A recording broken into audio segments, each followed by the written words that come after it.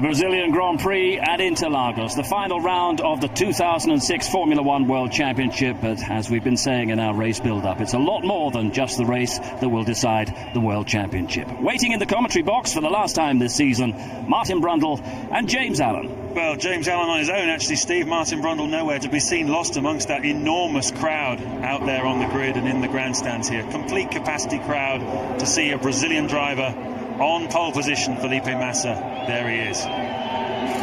Well, Michael Schumacher is 90 minutes from retirement, and if he wins the race today with Fernando Alonso not scoring a World Championship point, he will have his 8th World Drivers' Championship to stick in the scrapbook. Does that sound like a tall order to you? Well, that's precisely the result that we have had in 2 of the last 3 Grand Prix in what has been a vintage season of Formula One racing. So is it any more unlikely here on the last day of the season than it was in Monza, where Alonso's engine failed and Michael Schumacher won the race, or in Suzuka, where Schumacher's engine failed and Alonso won the race? The one thing I would say is it's much hotter today here in Brazil than was predicted. They were expecting it to be around 20 degrees maximum. It's actually 24, and the track temperature is 45 degrees, and that plays into the hands of the Bridgestone tyres on the Ferrari. And also 1 or 2 teams, I believe, are a little bit concerned about cooling. They're not allowed to change the cars in any way after qualifying, and it was a lot colder yesterday,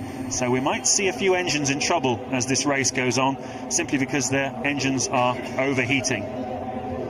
Well, as it's been all season, this is Alonso's championship to lose on paper. The fact that he starts the race today from 4th on the grid with Michael Schumacher 10th after some problems with the fuel pressure system on his Ferrari yesterday in qualifying may seem to stack the odds very much in Alonso's favour. And as I say, that Bridgestone Ferrari package is extremely fast, not just in qualifying, but we've seen it in the long runs as well, the practice sessions. And both Massa and Michael Schumacher are sitting on very, very fast race cars. How close it was on the grid. Alonso there in 4th place, and Ralf Schumacher separated by just 1/10 of a second, and yet 4 cars were covered by that spread. Through, you can see Kubica and Michael Schumacher there, 9th and 10th. Jenson Button sadly outside the top 10. Real shame for him. The Honda, a very quick car around here, much faster than they expected it to be. They've had a very strong end to the season, Honda, and Jenson Button certainly looking to carry that momentum through to next year's World Championship, where he feels he can be a contender. Sadly, yesterday, Jenson suffered problems with traction control that cost him 7/10 of a second a lap, and that's why he's down in 14th. David Coulthard, you see, in 18th there. He had a difficult time in qualifying as well. Well, whatever happens, Martin, in the next 90 minutes, this has been a momentous day for the sport. It's not every day that a 7 times world champion hangs up his helmet. One of the greats, if not the greatest driver in the history of the sport, is retiring. And the sport is changed forever by him, really. I'm sure in the course of the race we'll talk a lot about what he's done for Formula One and, well, his legacy and that kind of thing. But what's the atmosphere like down on the grid there?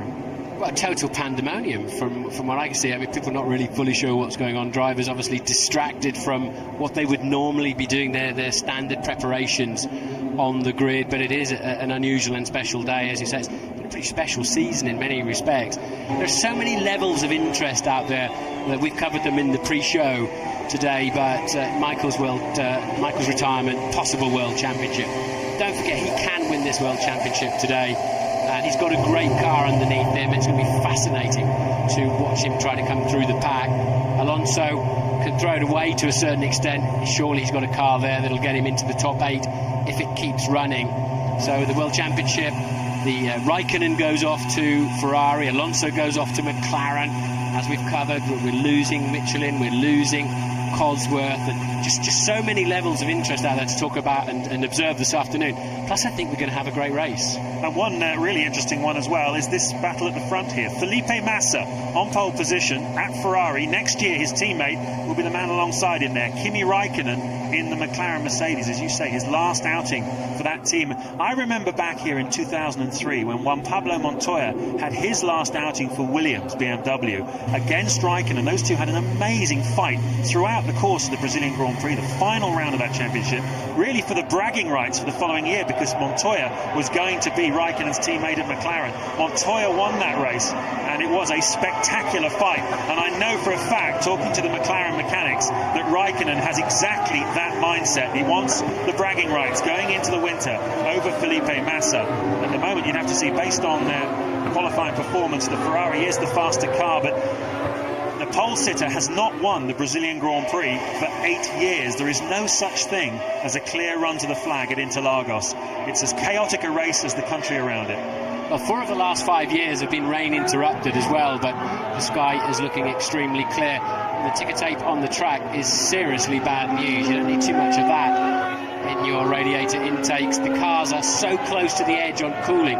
Cooling costs speed because it's drag. There's bags and plastic bags floating around there, and there'll be stuff like that all the way around the track. And so they minimise the cooling to save the drag, to give them better top speed, and therefore they're all right on the ragged edge for that. And a plastic bag in your side pod will cook the engine unquestionably. So a little moment there for the drivers to try to avoid that little log as they try to get some brake temperature now and tyre temperature to give themselves a good slingshot off the grid, and also have something to stop the car with when they get down to that tricky first corner. It's a long run down to turn 1 here, and we've seen many accidents going in now. Let's look at the Constructors' Championship. That will be decided today as well. 9 points in favour of Renault at the moment. There are an awful lot of different permutations as to how that one could finish up. But certainly, if you can get both Renaults up or near the podium, that probably will do it for them, even with a Ferrari 1-2.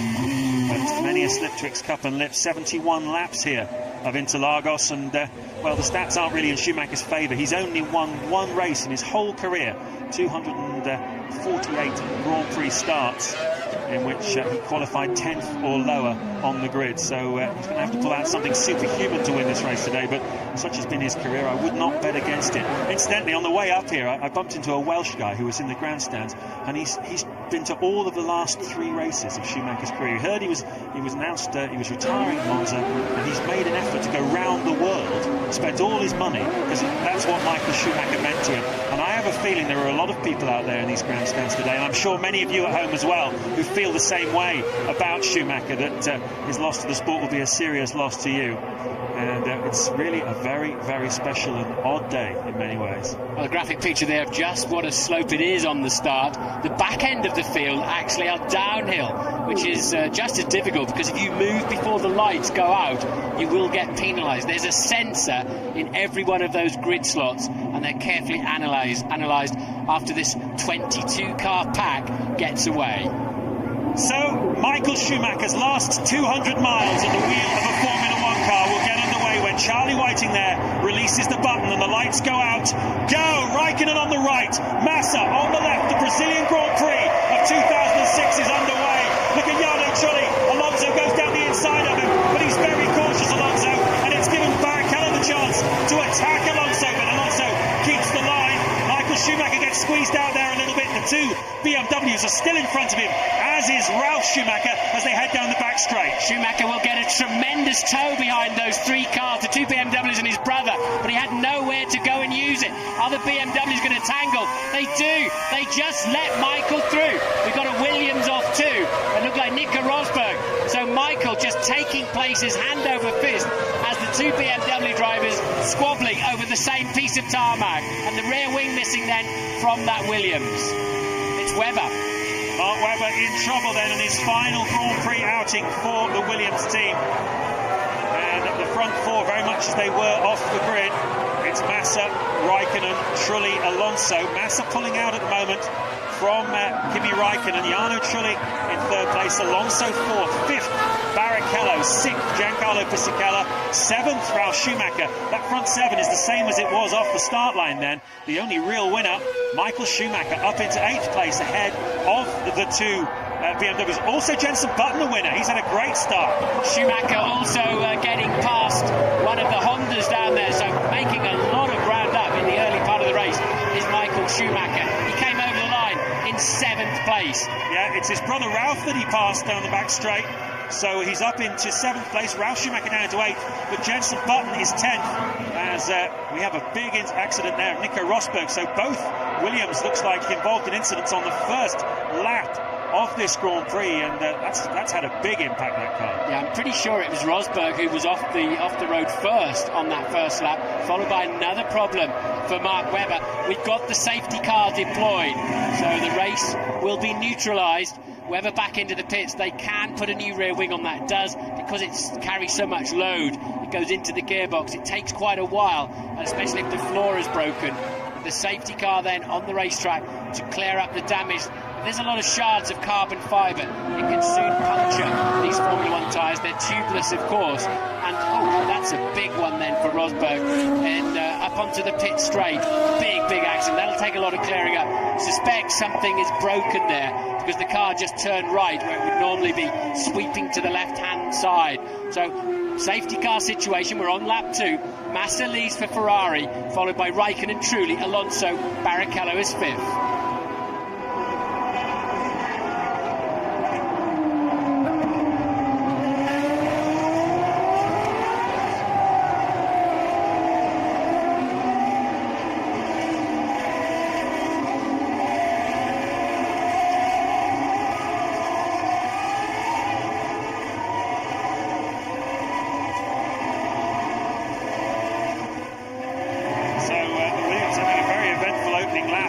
Rosberg into this corner here, late descent, first time round, having problems going off the racetrack. We saw there Mark Webber losing his rear wing. Not quite sure how that happened. Let's take another look at the start from above, Martin. There all seem to be no problems down into turn 1 this time. The Honda of Barrichello was trying to get around Alonso, but he cut him off. It's a poor shot, actually. They all disappeared around the other side of the grandstand, didn't they? Perfect start for Massa. He didn't really have to go over at all and defend. Michael Schumacher had a great run up the inside, but then lost out quite heavily. This is a moving camera on the pit wall as they head down into that turn 1. So no contact at this point. On board with Michael Schumacher. He's going to sling it up the inside here, but has to get out of it when he gets down there. Otherwise, it's all getting just too tight for comfort. But then, as the BMW and the Toyota are touching, these three head off down the back straight. Michael in their slipstream, looking every which way to get past them. And as Kubica comes up the inside of Heidfeld, and look, it looks like the two Williams got together. Damaged front wing for Nico Rosberg and probably suspension. And later on in this lap then, that will fail and send him into the wall very heavily. That has therefore brought out the safety car. So internecine squabble between the two Williams. Looked to me like Rosberg tapped the back of Webber on the way down to late descent corners. So that's why he flew off the road, and that's why Webber lost his rear wing. And that is absolutely the last thing that any Formula 1 team wants to see. Still a lot of debris on the outside of that final right-hander leading up onto the pit straight. So it'll be another lap, I think, under the safety car at least here. Massa, Raikkonen. It's going to be interesting for Fisichella defending against Michael Schumacher at the restart. It's going to put a lot of pressure on the Italian.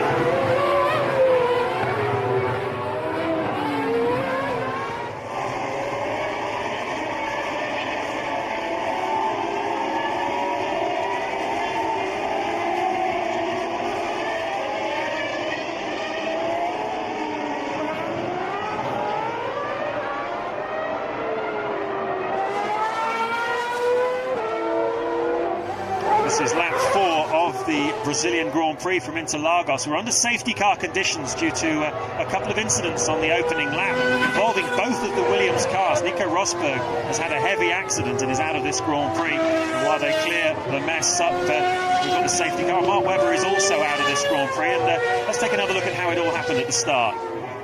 This is from onboard Michael Schumacher. He got a good run. Put it down the inside, but it all got too close for comfort there up against the two BMWs and his brother Ralph. They're touching there almost. Suddenly, Michael then, with a tremendous toe down that back straight, but nowhere to go with it. Puts himself on the outside, the normal racing line. Also, we have to keep them warm, keep the tires warm. Kubica comes up the inside there of and takes the Heidfeld wide.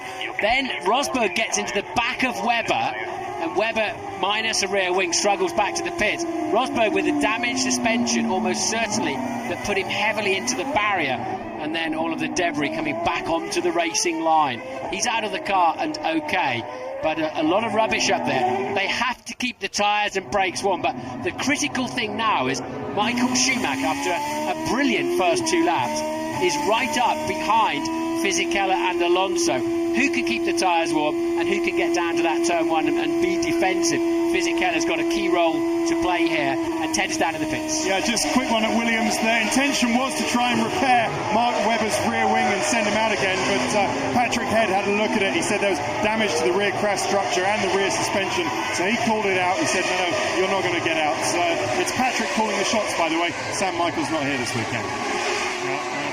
Williams, so Patrick Head presiding over a pretty sad end to the season and what has been a very difficult season for the Williams team. Both cars retired in the opening stages of this Grand Prix, having taken each other out effectively. The only bit of good news for Williams to come out of the weekend is an announcement of a new title sponsor for next year, which gives them much needed boost in cash and direction forward, but a lot of changes technically in the technical department at Williams for next year, and so we'll see whether they can bounce back in 2007 with a better package. Old-fashioned system of clearing the track up there, and of course that's both Cosworths out of the race as well. What a tragic end there after that glorious career of Cosworth, dating back, was it 67 when they first came into Formula 1, so many world championships with so many great drivers. I think you've got some more detail on that, James. Yeah, 39 years of racing Cosworth, 176 Grand Prix victories, 13 drivers championships, and what an amazing history. They're a small British company based in Northampton, a lot of hard-working, very dedicated professionals. There can't be many Grand Prix drivers in the last 20 years who haven't, at some stage in their career, and I know you're one of them, been powered by a Cosworth engine. Mark Blundell is another. Michael Schumacher is another. Senna used the engines, and yeah, we've all passed through a phase of using a Cosworth V8 engine, and some of them, of course, V10s too. So let's take a look at this then. Massa was leading comfortably. This has probably harmed him more than anybody. Raikkonen solidly in second place. The only people out there unhappy with these hot track temperatures, hotter than expected, are Renault. They went for a cooler running tyre. Everybody else was looking forward to more of a sort of standard. Nick, telemetry data looks okay, so front wing is definitely okay. Okay, but I saw some pieces flying away, so something has come off my car. So what they do is they're reading the suspension loads, and they're telling him, look, your front and rear wing loadings are looking okay. There was contact with Ralf Schumacher, we saw that. So they're telling Heidfeld, we think your car's fine. The safety car is in this lap. So let's take a look at the situation then. Massa is at the front, Raikkonen is behind him, Trulli third in the Toyota, also on the Bridgestone tyre, same as Felipe Massa. Then you've got the two Renaults, and then Michael Schumacher. Alonso, Fisichella, Michael Schumacher. But we've seen all along that the Bridgestone is really electric on the single opening lap, so I would say that Michael Schumacher will be giving Fisichella quite a bit of grief off this restart. Now surely they'll be telling Massa to back them up as well. They don't want to string this out too much. They need to keep the Renaults tight and give Schumacher a run at them. So I wouldn't be at all surprised if Massa's not getting a bit of instruction. He's really paying a lot of attention to another matter. But there then are the two Renaults in front of Michael Schumacher, and he'll want to be getting it. Yeah, they're back in the pack up now. There was a little concern earlier before the race started. This resurfaced area at the apex of the corners apparently was starting to break up. Some of the support races we had here, the big Porsches going around, hotter temperatures today. So that's something we need to keep an eye on as the race unfolds as well. The safety car then pulling away as Massa, you can see, backing the pack up exactly as instructed. And that means, look at the two Renaults being pushed right back into the clutches of Michael Schumacher. What's really difficult here is it's such a long run up the hill that you mustn't pass the safety car. Massa becomes the safety car once that pulls off, and it's such a long way up there. The performance of these cars is so amazing, and he's got away with it nicely, actually. Good start for Raikkonen. Where is Michael Schumacher? That was pretty touch and go, but he got away with it. Schumacher, is he anywhere near the back of Fisichella? He's having a look, but he's not close enough. Now down into the first corner then goes Schumacher, right up the back of Fisichella, who seems to be playing a slightly tactical game here and letting Alonso get away from him. A little bit of a back end out for Fisichella. Onto the back straight where Schumacher is so fast. As we saw on the opening lap, he's right in the slipstream of the Renault, going for the outside line as he did the first time round with the two BMWs, but Fisichella's been around a few times before. But Schumacher is so much faster. Just look at him. He's very aggressive here. Fisichella chose to go defensive quite early. I think he was right to do that, but it's left him with dirty tyres and slightly offline. But he's very much getting the job done. That's what he's got to do. Keep Schumacher back and away from Fernando Alonso. But I tell you what, I don't think it'll be for very long. Michael Schumacher will get his slipstream on the top straight here, and he looks so much more confident on the brakes. Sure, he's got a chance down into turn one. Once again then, Massa just streaming away at the front. Raikkonen slightly under pressure.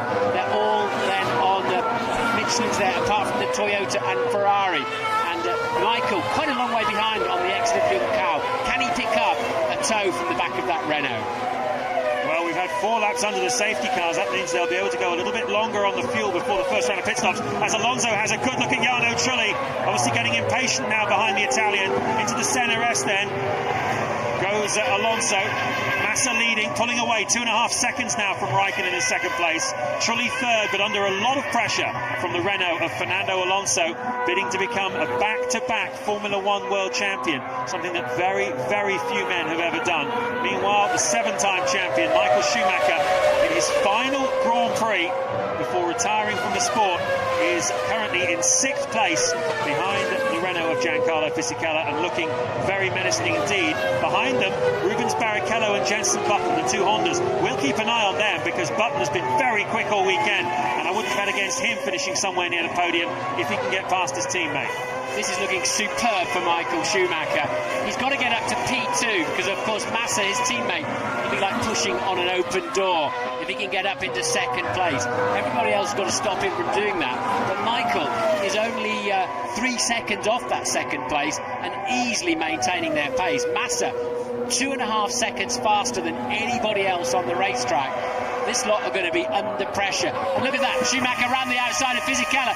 Fisichella's got to hang on to it. Schumacher will need to go left immediately. Surely we're going to see the Renault slithering up the inside. We do, but he's not been brave enough. He's released Michael. Michael's got completely out of shape. I wonder if that's a bit of a left rear puncture there for Michael Schumacher. There was some contact, definitely, Martin. There was definitely a bit of contact with Fisichella, and now it looks like Schumacher's lost some pace down the back straight. He's checking the car out. Look at the left rear. He's got a puncture. He touched Fisichella's front wing, as you say, and he's losing places if the 2 Hondas go past him, and it's all going pear-shaped for Michael Schumacher. But I really want to see that again. Just watch the body language of Fisichella's car in that incident. It was very, very interesting. Well, I didn't quite see contact, but we'll have another look at it. But of course there has been a lot of debris on the racetrack, and suddenly we saw Michael struggling in the right-handers, and it's a long way home from there. It's over 2 miles he's had to go with that puncture. He's got to hope the carcass stays on the sidewalls of the tyre, otherwise it starts ripping the bodywork off the rear. Ferrari ready then. But, well, we've just saying how good it was looking for Michael Schumacher. Suddenly, it's all gone horribly wrong. And the calmest-looking man in the place is Ross Brawn, the Ferrari technical director, coming down off the wall there.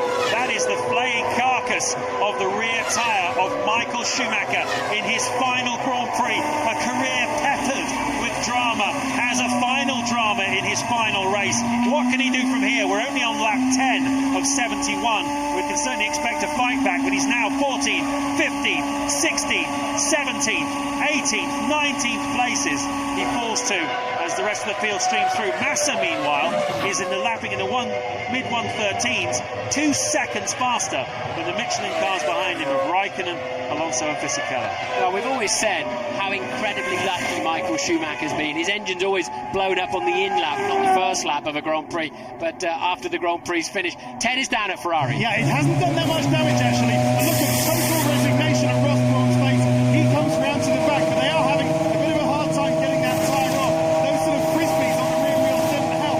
They put a new set of Bridgestones on these away. Doesn't look like it's much damage to Michael Schumacher, but not a good day for the Schumachers. Ralph's also in. Looks like he's retired.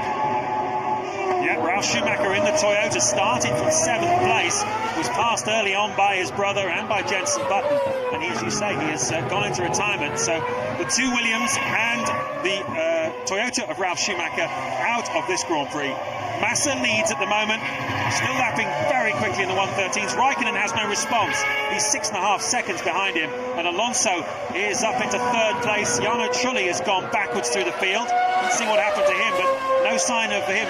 So both Toyotas in trouble here, and that puts Alonso up into a podium place, 3rd then for the world champion. Yeah, we're saying Michael's luck has finally run out, sadly here and in the last Grand Prix course in Japan. Really fascinated to see if there was contact with Fisichella. It's highly possible. Fisichella had to come back up the inside and defend that position. And Massa then, he can't be too far behind Michael Schumacher to lap him. And of course, if he gets anywhere near the back of Michael will start getting the blue flags. So Button is up to P6, and there is the Toyota of Jarno Trulli cruising straight into the garage. So both Toyotas, both Williams out of the Grand Prix. Jarno Trulli caps off what's been a very difficult season for him last year, a serious contender, frequently running podium positions in the Toyota. Expected more from 2006, expected race victories. Instead, it's gone the other way, scrapping over 5th and 6th places in the Constructors' Championship is not what Trulli had in mind. And another retirement for him means that Jenson Button is now up into 6th place, having started 14th on the grid. And as I said before, Jenson's got a very, very quick car under him. Delighted with it from free practice. Really thought he could do something here, but was held up yesterday with problems in the traction control system, an electronics glitch, and he wasn't able to qualify as he wanted to. Let's have another look at this Fisichella incident. There we go. Fisichella came down the inside. Could have just been the front wing end fence. They have a radius on them and a thickness that stops them from cutting tyres. But either Michael picked that up in the debris of Rosberg's accident, or it is possible that front wing end fence just touched his rear tyre. Difficult call, that one. I don't think you blame Fisichella for it. He had to defend that position against Michael. Well, Ralf Schumacher is out of this Grand Prix, one of 4 retirements early on. He's talking now with Louise Goodman. Ralf, what's gone wrong? Well, we are not sure yet. I mean, there's something wrong mechanically on the back end of the car. Seems to be a similar problem for both cars, so we'll have to find out after. Thanks, Ralf. What Ferrari have got to do now is slow Massa down a little bit. They do not need him getting within range of Michael. He's 6 or 7 tenths faster than Michael. Michael's got more fuel on board. He might just bring himself back into play. It's going to be extremely hard from here. We have seen him pull master strokes like this before, but as soon as Michael passes 3 blue flags, he's got to back off and let the race leader through, and that would be a disaster for him. Well, he's lapping unbelievably quickly, Michael Schumacher. He's also in the 113s. The 2 Ferraris, the only cars in the 113s at the moment, so he's carrying I don't think they refueled him at that stop when they put some new tyres on. It wasn't the right time tactically for him to do that, but Schumacher's going quickly, albeit 70 seconds now behind his teammate, the race leader. Nico Rosberg is also out of this Grand Prix, and Louise has found him. Nico, just talk us through what happened with you. Yeah, well, I was obviously pushing hard in the first lap to just gain up some places, and I was behind Mark on the outside. And I don't know what happened in front of him, but he braked very late, like an extra bit in the corner, and that's when I hit him.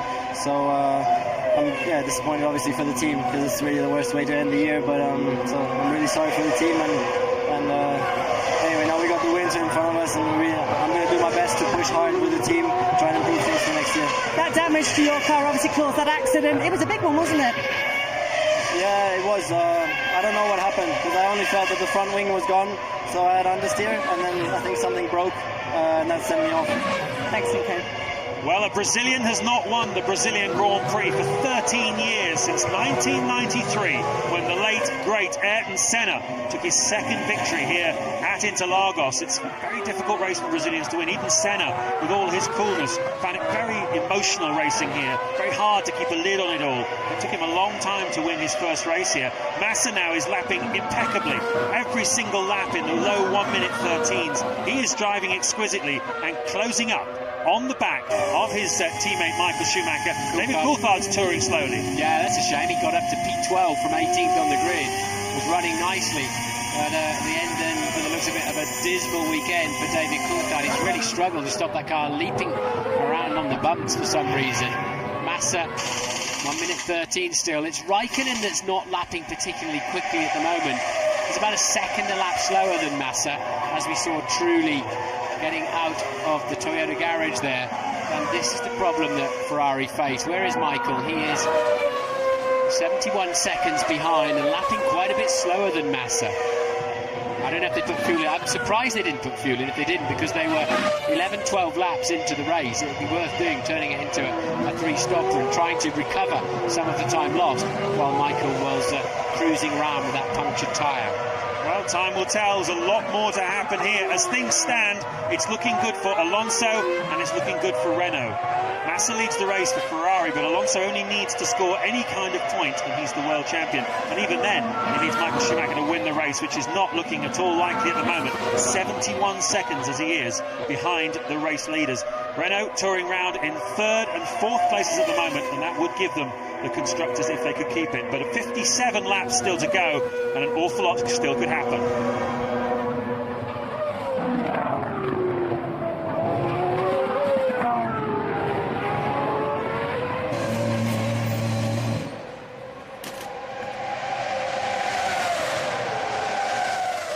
Coulthard comes into the pits. They're checking the car over. He's looking for instruction. Thumbs up. So I'm sure the problem is there for him. Now, this is an interesting scrap. This is the two Hondas. Rubens Barrichello leading teammate Jenson Button. They're lapping in the low 1 minute 14s. Barrichello has just set his fastest lap of the race so far, and they are lapping a couple of tenths of a second only slower than the Renaults. So they've got Renault pace here this weekend, which Jenson Button was telling us on Saturday morning. It's one of the reasons why he was so frustrated by what happened to him in qualifying as Coulthard steps from the car. But I think there's an interesting situation arising here with the two Hondas, and particularly Fisichella in front of him. Yeah, that's shaping up for a good scrap, isn't it? De La Rosa's got himself up into 8th. He's only 2 seconds behind them too. So it's up to Heidfeld in the second BMW. He's 9th, so we've got 7th and 9th for BMW. Massa's lead about 10 seconds now, but he has had to back off to protect Michael Schumacher from the black flag, the blue flags I should say. This is the best scrap on the track at the moment then. The two teammates of Barrichello and Button. They'll be teammates again next year, so both of them will want to be coming out of this one on top. Down into that glorious turn 1 as the car flows down the hill. Plenty of grip there for Jenson Button, and onto the back straight.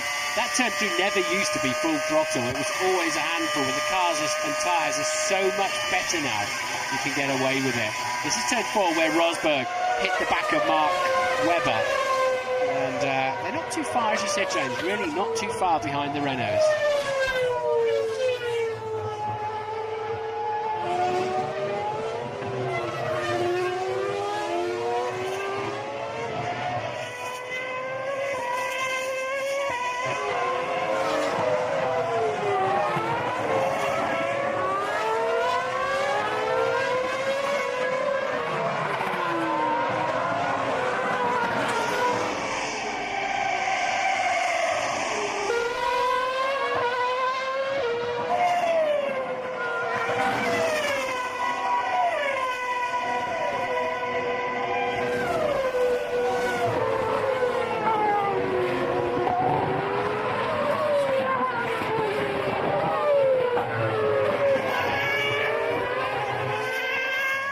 Lap 18 of the Brazilian Grand Prix, Michael Schumacher's final Formula One race, and he's in trouble. He's down in 17th place, 70 seconds behind the race leader, his teammate Felipe Massa, as a result of a left rear puncture. He was climbing through the field looking very menacing and was going for a pass on 4th place Giancarlo Fisichella when he got a left rear puncture, and that has put him really out of contention. Renault are 3 and 4 at the moment and looking good for the constructors. Jarno Trulli is one of a number of retirements. Both of the Toyotas, David Coulthard and both of the Williams are out of this race. And let's hear now from Trulli. He's with Louise Goodman.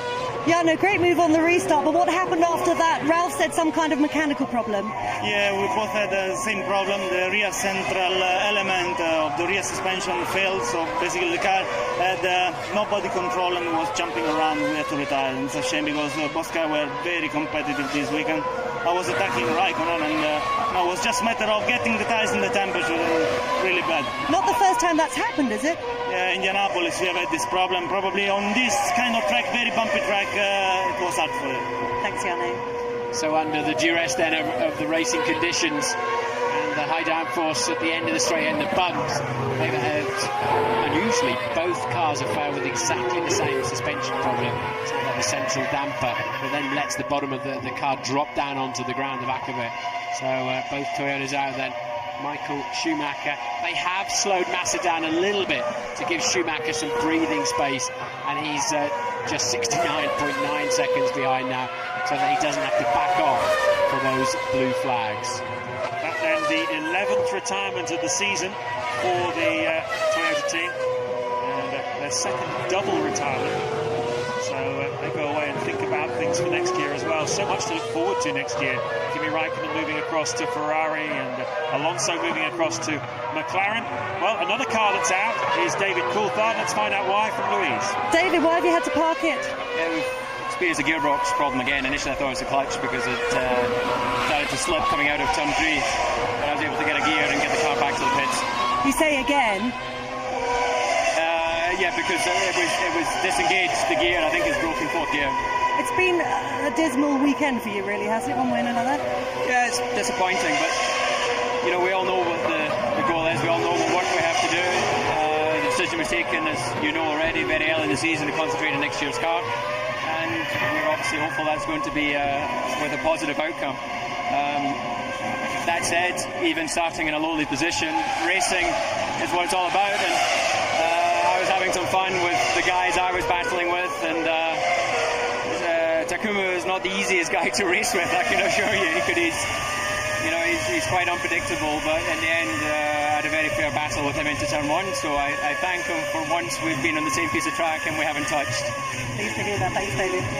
David Coulthard spent more time, I think, in recent races talking to Louise than he has racing other cars. Takuma Sato, he was referring to, is running at the moment in 12th place, having a great run in front of Albers, Yamamoto, Dornbos, Montero and Michael Schumacher. So Super Aguri finishing the season on a real high. Sato lapping in the mid-115s, just a couple of seconds slower than the pace at the front. What a fantastic credit to everyone at Super Aguri, which wasn't even a team 12 months ago. We're riding on board with Nick Heidfeld chasing after Pedro de la Rosa. The fastest lap of the race, though, has just been set by Felipe Massa, a 1:13.2. But I tell you what, the Hondas are faster at the moment than the Renaults. Barrichello and Button are quicker than Alonso and Fisichella, and they're closing the gap down to them now in this battle for the final podium places. Renault obviously have got the engines turned down a little bit. They're being a little bit conservative here, and I sense that Honda, Barrichello and Button sense an opportunity.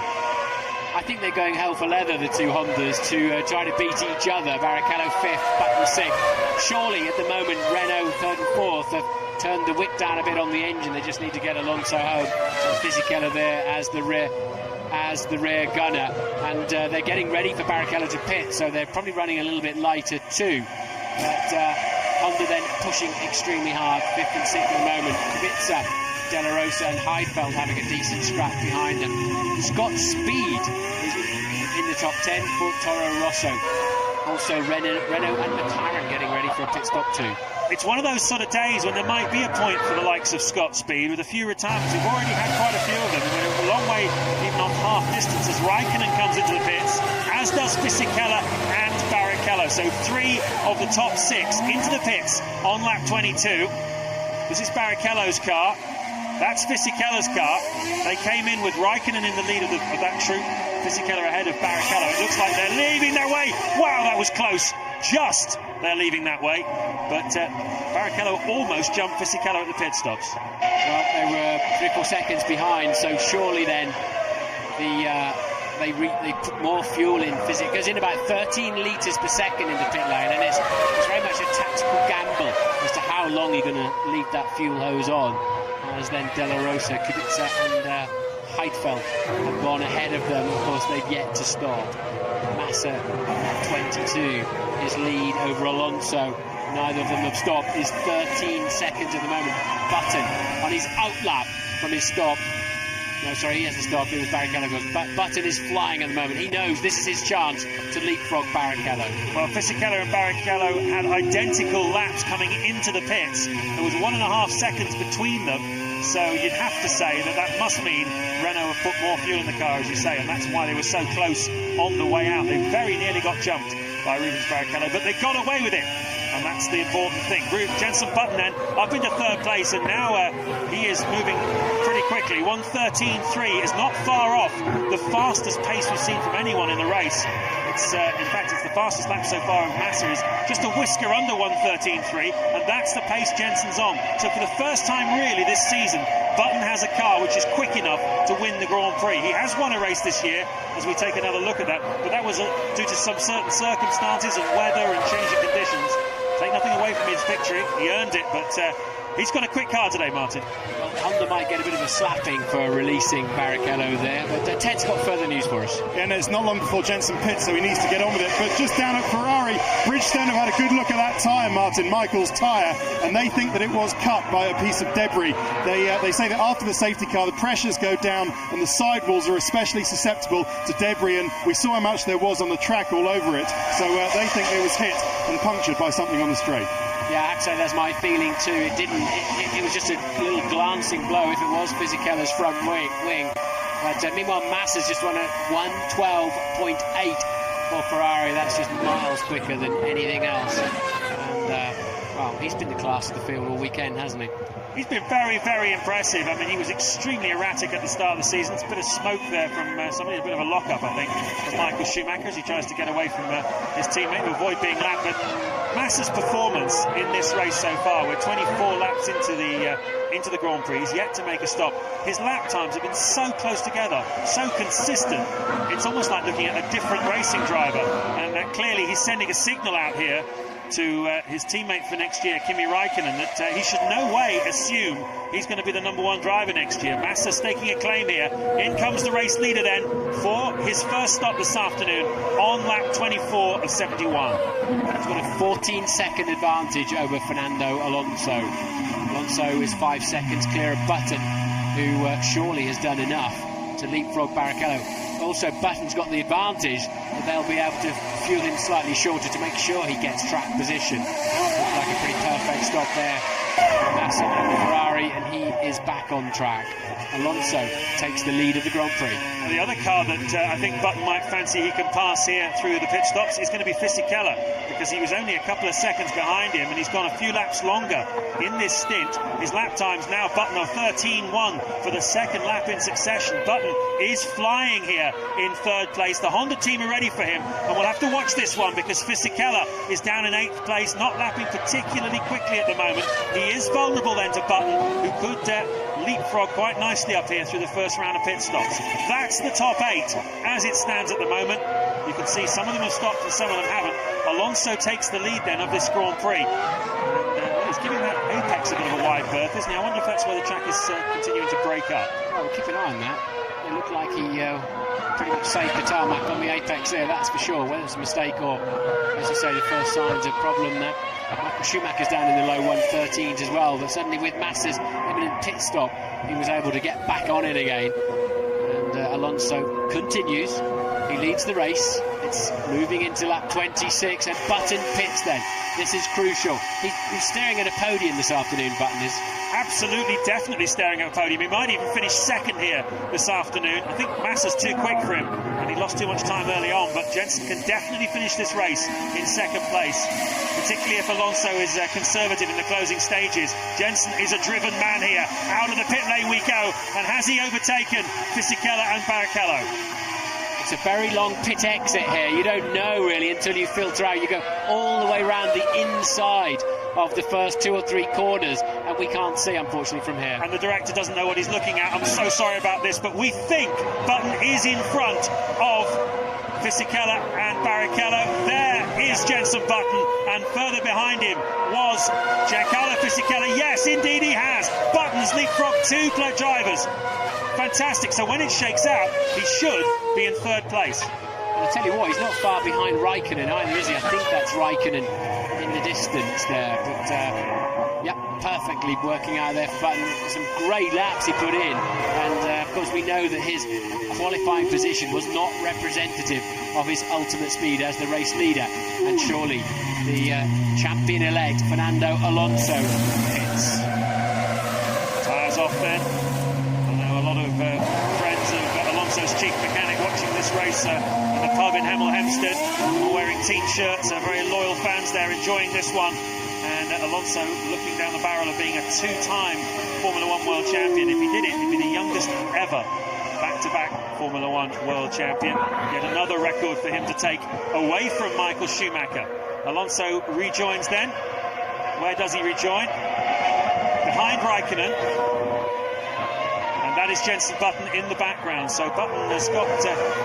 Alonso's managed to keep the pace up, actually, quite well by staying out a long time. Fisichella was the one who lost out there. So was 14 seconds ahead of Kubica in the BMW, but Kubica has not yet pitted. So we'll see where it all shakes out shortly. Now that most of the key players, in fact, all of the key players have now pitted. Well, as you say, still a few to pit. Kubica, De La Rosa, Heidfeld.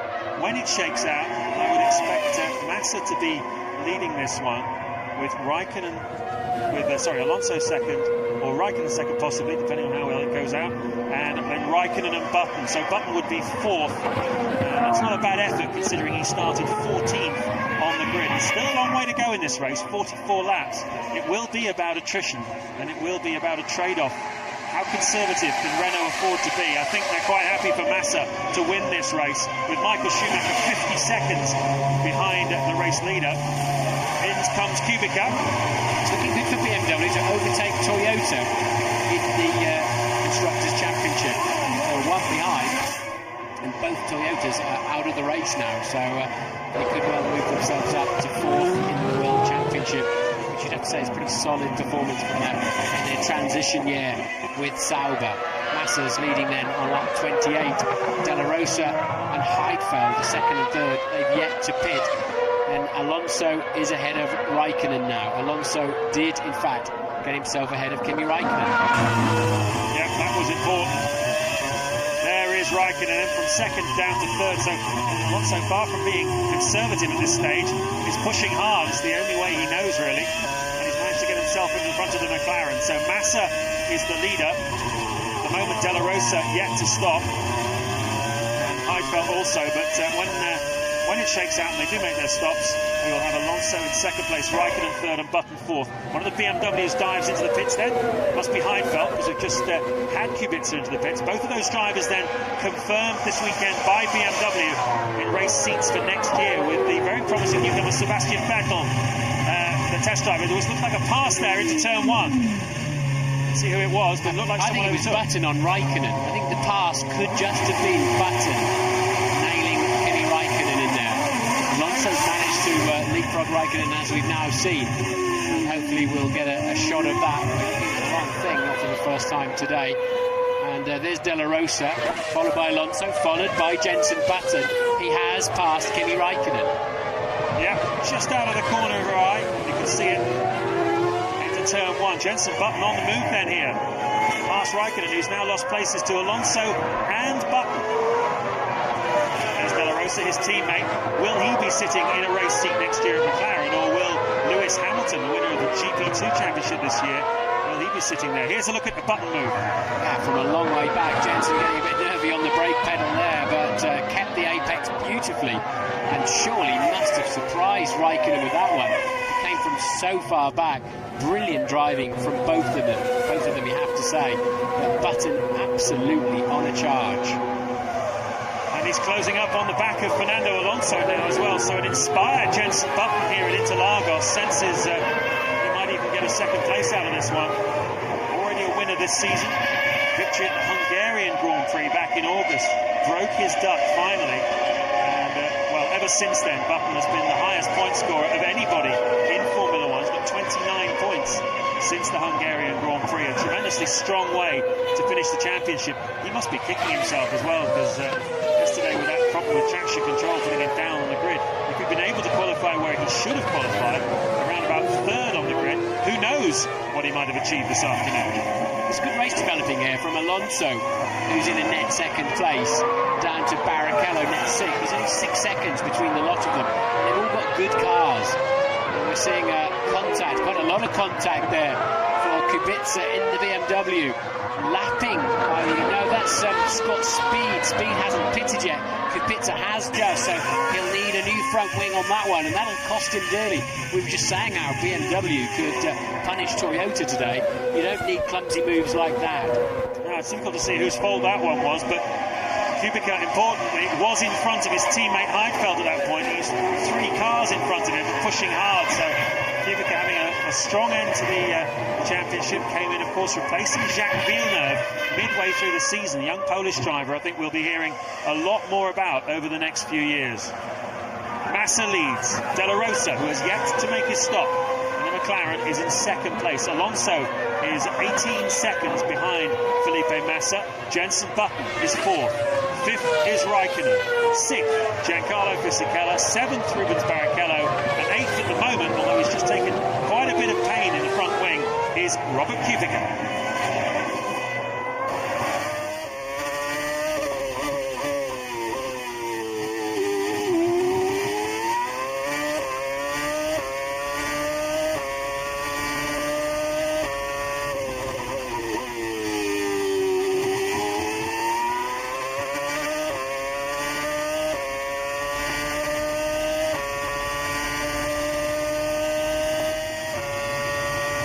Must have refueled Michael Schumacher when he came in for new tyres, because he is now 46 seconds behind race leader Felipe Massa, and that is obviously partly because Massa's made a stop, but nevertheless Schumacher lapping pretty quickly at the moment. He's the fastest man on the racetrack at this point, lap 32, as we approach half distance in this Brazilian Grand Prix, and hard to see Schumacher making it onto the podium. He might get a points finish here this afternoon, but he's pushing hard in his final Grand Prix. Just set the fastest final section of the lap of anybody so far. Yeah, he's solidly in the low 113s. Of course, now he's out of sequence with those pit stops, so they can adjust it as the race unfolds, because they'll exit their last pit stop with enough fuel to get to the end of the race. Then they'll all be on a par in terms of fuel load. Schumacher then, that's interesting. Dornbos just led him through. That was actually for position. Whether Dornbos thought that was for just being lapped by a Ferrari, he could easily have, it wouldn't be that much of a surprise if Michael Schumacher at half distance coming up to lap you, and Dornbos just got out of the way. He is in a Ferrari engine car, because he may have had the call to not make it too difficult for Michael to get through there, because there are no blue flags waving. Dornbos just yielding that position. Surprised Schumacher didn't give him a wave. So generous of Dornbos in his final Grand Prix for the Red Bull Racing team. He's been replaced next year by Mark Webber. So that is the top 8 at the moment. Kubica's still going. What his lap time's like? Mid-114s, despite taking a massive whack from Scott Speed as he went past him. Speed then in 9th place, just 1 position away from a World Championship point. Hasn't scored one so far this year, but can he get one here at Interlagos? You can see there the retirements. 5 cars out already.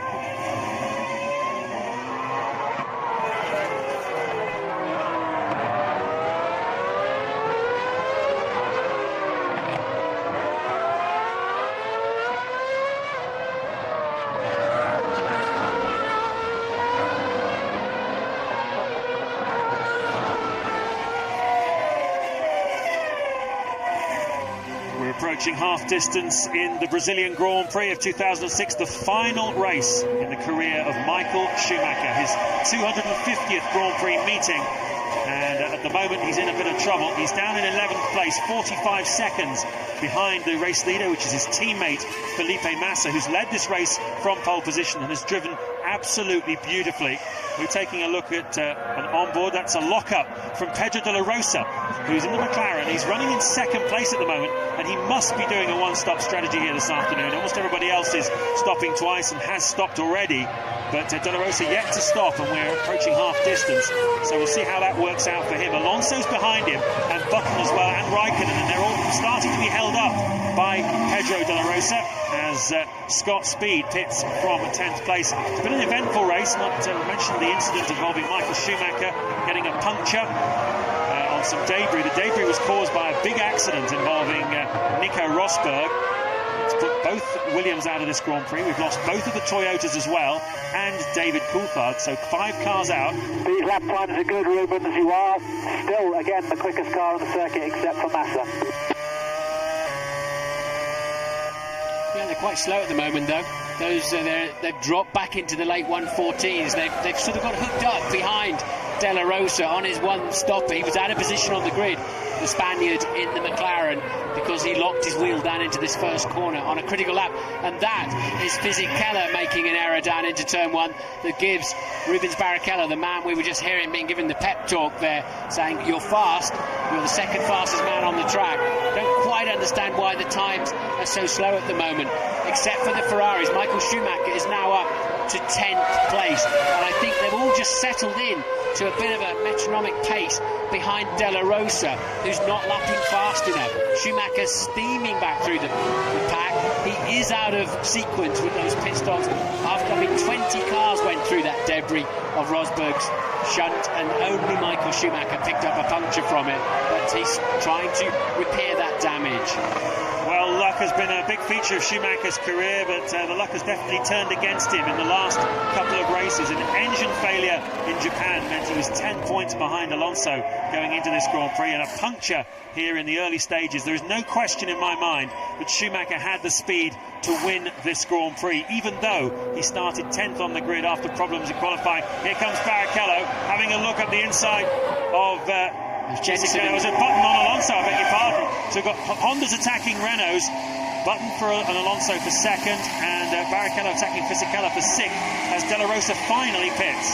I suspect Alonso might have been slightly wrong-footed as De La Rosa swept across into the pit lane, and that gave Button a run on him. So Jensen fancies he's dropped that's Barrichello. You can tell Barrichello always with the orange band on the camera above the airbox. So it's Barrichello there behind Fisichella. Button was just a mere 0.2 of a second behind Alonso as he crossed the line. And of course Raikkonen is there in close attendance as well in 4th place.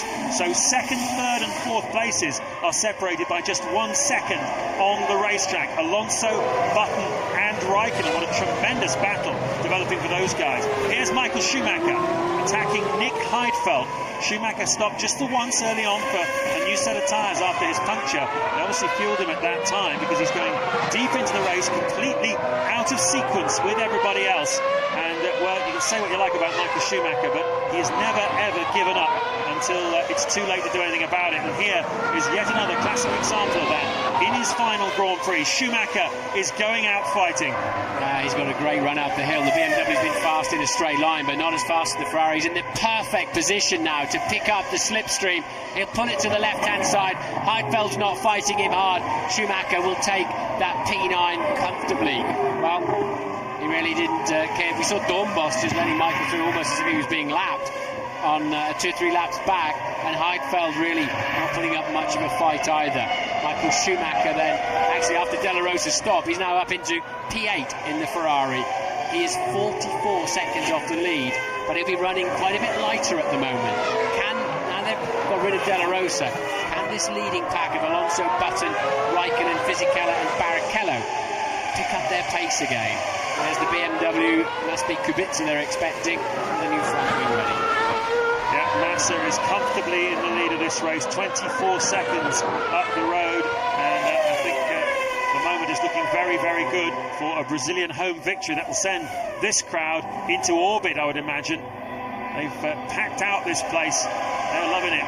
Alonso, though, second, heading a train which involves Button and Raikkonen at the moment. Fisichella still under intense pressure from Rubens Barrichello in the battle over 5th and 6th places. Kubica 7th. Michael Schumacher not far behind him and fighting his way back through the field. Now just setting the fastest lap of the race. Michael Schumacher, a 1:12.832. I tell you, what really makes Schumacher stand out throughout his career has been his ambition. His hunger to win over 16 years is absolutely unparalleled in the history of Formula One. This is, let's not forget it, ambition such an important part of Schumacher's makeup. Let's not forget this is the son of a bricklayer from an anonymous part of northern Germany who rose to the very, very top of the world's richest sport. And here today he's showing us once again his quality, fighting his way through. He's on yet another new fastest lap of the race so far. That's the top 8, and Ted Kravitz has news for us. Yeah, Honda's engineers have been encouraging Jenson Button, James, on the radio. They've been saying that he can use more revs if he wants, if he thinks he can make it past Alonso, but he has to be careful with that engine with homologation just round the corner, remember. But they talked about this in the briefings, did Honda. They say that they can take advantage of Alonso's conservatism here this afternoon. Thanks for that, Ted. Just to explain the homologation thing, at the end of this race, Honda are hoping to hand over 2 engines to the governing body, the FIA, which will then be sealed, and that will form the basis of the engine they'll use for the next 4 years in Formula One. All the other teams have had to do the same thing, but Honda are leaving it to the last to hand over their engines, and they need both engines to finish on that basis. So although Button is inspired, has to be a little bit careful and make sure he doesn't blow his engine up. New nose cone then was for Nick Heidfeld. So teammate Kubica had some damage, but has not replaced his, I think. And Heidfeld had to come in for a new nose. Well, remember, behind the safety car, they were talking to Heidfeld about the nose of his car. Had he damaged it in the first few laps? There's Button chasing Alonso down for all he's worth. Looking at it now, Michael Schumacher is absolutely flying. He is stunningly fast. What can Ferrari do now? Surely they've got Massa 24 seconds ahead. They've got to slow Massa down and back the pack into Michael Schumacher, because right now the World Championship, both World Championship drivers and constructors, is moving away from them. Will they choose to play that tactic, the joker card if you like, of just backing Massa into the pack and see if they can bring Michael Schumacher into play? We won't know just how close Michael is until he pits next time. Just to remind you, he is out of sequence, having to be refuelled about lap 11 when he got a puncture. Yeah, I think certainly De La Rosa managed to back them up a little bit for a few laps before his own first stop here this afternoon.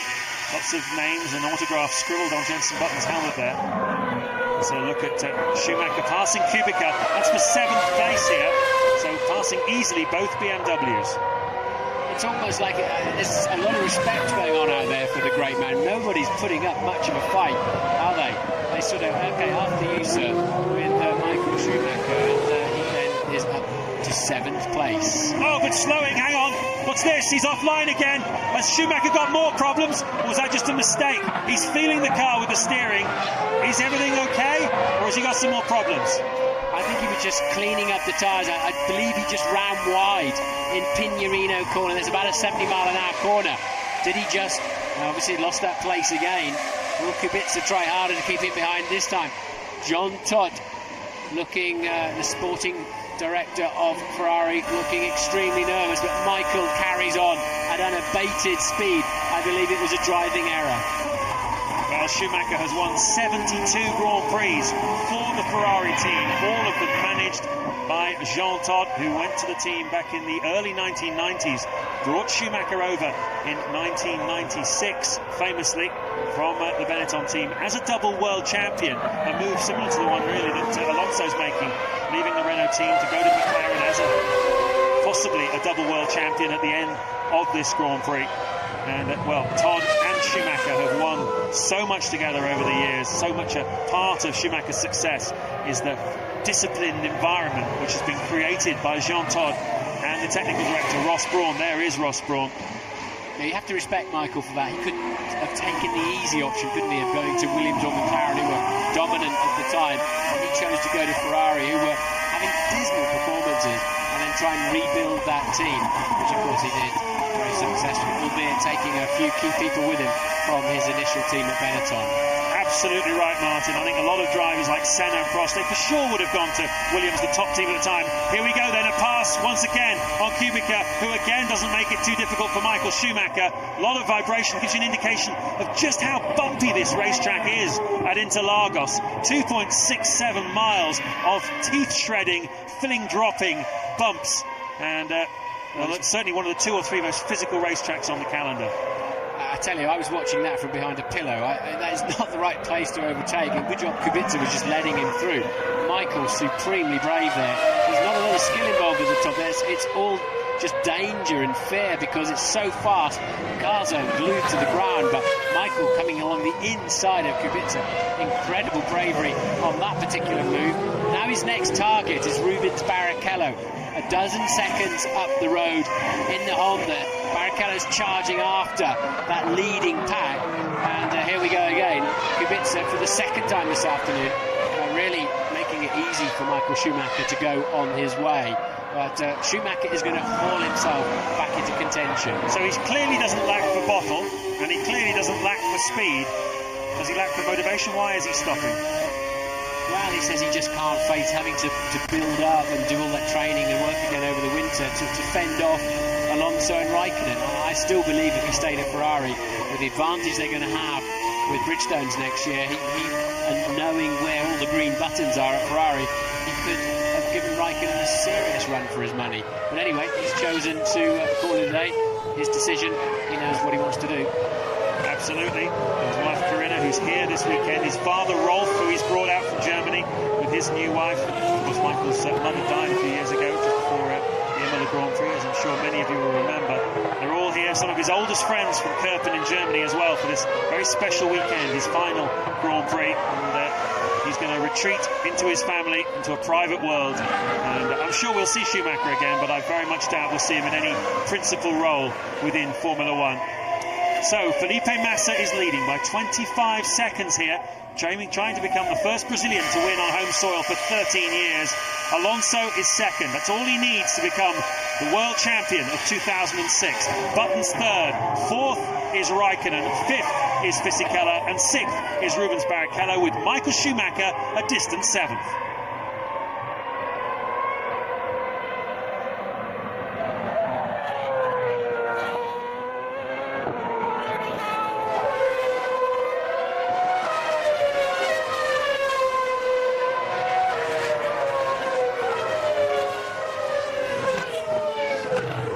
Sato at the moment is running in 10th place for the Super Aguri team.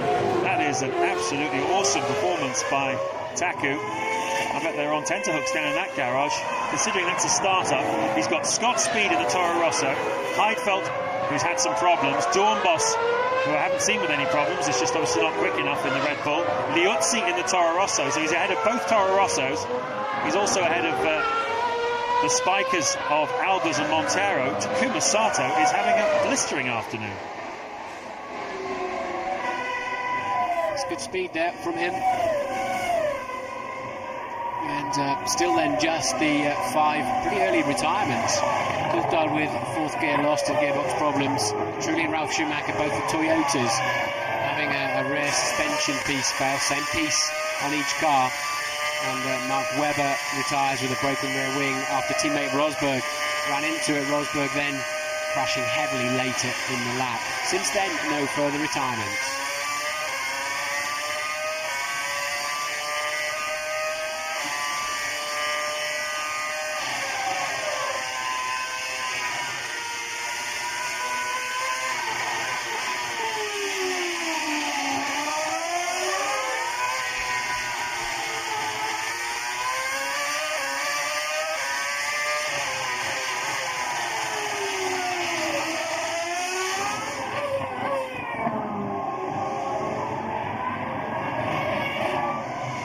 There's Massa. What a wonderful afternoon he's having. If you were handing out driver of the day at this point, you'd have to hand it to him, because he has driven absolutely beautifully. And it can't be easy to be a Brazilian driver on home soil. So much pressure on his shoulders. I suppose really the difficulties for Michael Schumacher must have made life a little bit easier for him.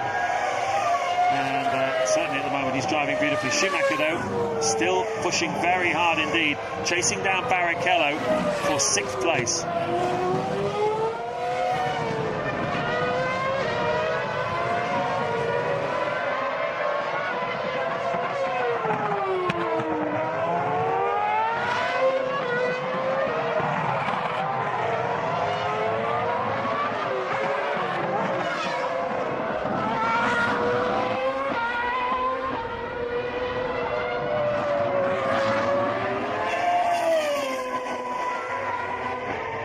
We're 26 laps away from the end of the 2006 Formula One World Championship. It's been a long road, 18 Grand Prix. Felipe Massa there leading this final race for Ferrari. His teammate Michael Schumacher has been the fastest man in the race, as you can see from that graphic. He's currently in 7th place, lost a lot of time with a puncture early on in this Grand Prix. Otherwise, I'm sure that Schumacher could and would have won this Grand Prix, and the championship position might well have been slightly different, although at the moment Alonso is doing all he needs to do to win the World Championship. He is in 2nd place, and well, Schumacher started the season strongly with a pole position in Bahrain, narrowly losing out that first race to Alonso. Then he lost ground over the early part of the season with problems in Malaysia and Australia, and that allowed Alonso to get either 1st or 2nd in every race in the early rounds to build a 25-point championship lead as Barrichello pits from 6th place. Second half of the season has all been about Schumacher and Ferrari closing the gap. The pendulum has swung between the two of them, and going into the final penultimate race in Japan, they were level on points, but then an engine failure for Michael Schumacher swung the pendulum back towards Alonso, and he is now doing all he needs to do to become the 2006 World Champion. He's touring around in 2nd place, ahead of Jenson Button 3rd, 4th place Raikkonen, and 5th place Fisichella, and he's 24 laps away from becoming the World Champion for the 2nd year in a row. Yeah, I think they could get a rude awakening before the end of this Grand Prix from Michael Schumacher. He's certainly got a chance of a good haul of points, and even a look at the podium. His pace is enormous. He's out of sequence on the pit stops. He's only 11 seconds behind Alonso. They've all got to stop one more time before the end of the Grand Prix. Ferrari are now ready for Michael Schumacher, and I think I saw him diving in the pits at the back of the circuit. Yes, he has. What's going to be critical here is to get out in front of De La Rosa, who does not need to stop again in the McLaren. Schumacher has to do that. It's going to be difficult to get past him otherwise. Ted. This marks absolutely perfectly. A new set of Bridgestone tyres on for Michael. Is this his last pit stop in a Formula One race? And it's absolutely perfect. Poetry in motion by Ferrari for Michael Schumacher. Well, it's his last pit stop unless anything untoward happens. 7.7 seconds worth of fuel is enough to take him to the checkered flag. That is Schumacher's final pit stop, something he's been so good at over the years. The in-lap to come into the pits, the out-lap on new tyres out of the pits. He and the Ferrari team have become so well drilled. It's a big part of their success stories. I think you were saying during the week, can you think of great overtaking manoeuvres of Michael Schumacher? And really a lot of his overtaking has come from being so sharp in the pit stops, hasn't it? Yeah, and he started at the front of the grid so often, but he did clear De La Rosa's McLaren there, so he's now free to get back on that charge that he's been on ever since the puncture, and surely Michael Schumacher can haul himself up to that. It's going to give Button and co a hurry up, because Alonso will be on a little more than tick over. Remember, Alonso only needs a top 8 to take the World Championship, and he's currently 2nd. He'll get 8 points from where he's sitting at the moment, but he's not too bothered, I would imagine. It's Button and co that could get a rude awakening depending on the final pace of this Ferrari, but Schumacher on a brilliant charge. He certainly is. He's going to, I think Button and the rest are going to have to make their stops relatively soon, probably around about lap 50 or 51. They've got 2 or 3 laps to go. They can't afford to give anything away to Schumacher. He is just 30 seconds behind them, and it takes just over around 20 to make a pit stop here, so they can't afford to give anything away to him. He couldn't even finish 2nd yet, Michael Schumacher. He's only 1.3 behind Barrichello, and Barrichello has made his 2nd and final stop, so Michael will be straight on top of him. Michael behind you, and you are racing him. Jock Clear there, race engineer to Rubens Barrichello, telling him that his former teammate of many years at Ferrari, Michael Schumacher, is right behind him. Renault are ready for one of their drivers to come in. First time round, it was Fisichella who pitted first. You don't want to hear that, do you? You don't want to hear that Michael's behind you and it is for position. We think Fisichella does pit for Ferrari.